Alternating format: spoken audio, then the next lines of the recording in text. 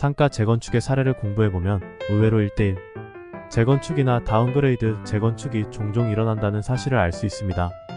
그 이유를 자세히 살펴보겠습니다. 지금은 투자 수요가 많이 줄어들었지만 상승장 말기인 2021년에 유행했던 매물 중 하나가 복층형, 프리미엄 오피스텔, 도시형 생활주택, 생활 숙박시설이었습니다. 이런 건물들의 구조는 굉장히 협소한 평형으로 되어 있는 경우가 많습니다. 공간을 넓게 뽑으면 더 쾌적한 주거 환경을 보장할 수 있을 텐데 왜 이런 식으로 지을 수밖에 없을까요? 그 이유는 비주택 개발의 독특한 특징 때문입니다. 단일 평형으로 재건축하는 아파트가 있다고 가정해보겠습니다. 일반적인 상식으로는 용적률 100%, 최고 높이 5층의 저층 아파트가 용적률 300%, 최고 높이 35층으로 커졌을 때 사업성이 좋다고 생각합니다. 우리가 일반적으로 알고 있는 용적률 개념은 건물을 얼마나 높이 지을 수 있느냐? 건물을 몇 층까지 지을 수 있느냐? 하는 물음에 대한 답입니다. 그러나 용적률을 높이지 않더라도 높이를 높여서 재건축한 후 여유분으로 생긴 대지를 공원이나 주차장 부지로 활용하는 방식도 있습니다. 즉 여유 대지 면적을 늘리고 건물을 더 높이 짓는 방식으로 개발하는 것입니다.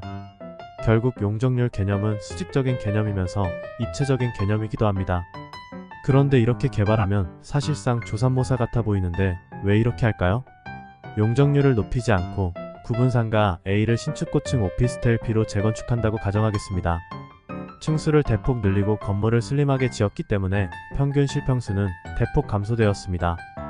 대신 호실수가 늘어났고 시세도 분양가 기준 3배 올랐다면 신축고층 오피스텔 B로 탈바꿈하면서 건물의 가치는 3배 증가한 것입니다.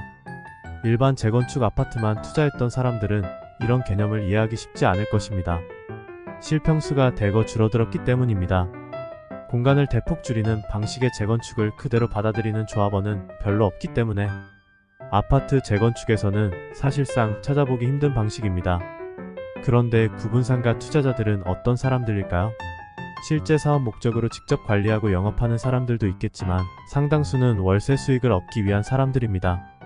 그런데 집합 건축물이 노후화되고 쇼핑 트렌드가 바뀌게 되면 사람들은 더는 해당 상가를 이용하지 않습니다. 대표적으로 2000년대에 동대문 쇼핑몰 스타일이 전국적으로 유행했지만 현재는 해당 상권이 쇠퇴하고 있다는 사실이 그 증거입니다. 그런데 신축 오피스텔로 재건축하면서 프리미엄 오피스텔 브랜드를 달면 어떻게 될까요? 최신 커뮤니티 시설과 함께 2030 세대가 선호하는 고급 부대 시설까지 마련해 놓으면 월세를 매우 비싸게 받을 가능성이 커집니다.